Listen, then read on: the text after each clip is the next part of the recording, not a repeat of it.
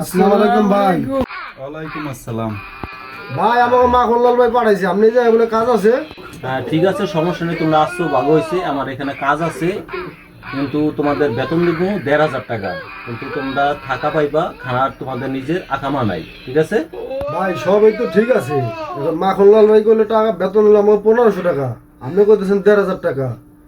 তুই কি কাজ কাম করবি নি? ১৫০০ টাকা হইলে তো ঠিক আছিল, তো ১,৫০০ টাকা হইব না। এখন ভাই তো আমাকে কয়ে পাঠাইছিল ১৫০০ টাকা বেতন, এখন আপনি করতেছেন ১,৫০০ কথা।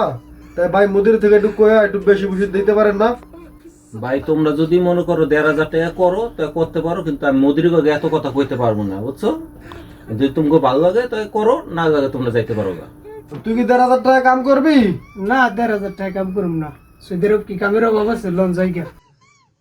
এ ব্যাক করলে দিঘা ১,৫০০ টাকা তো কাম করার লাগবে না, ১৫০০ টাকা আমি কয়ে দিতেছি এদিকে। শুক্রান শুক্রান মুদির।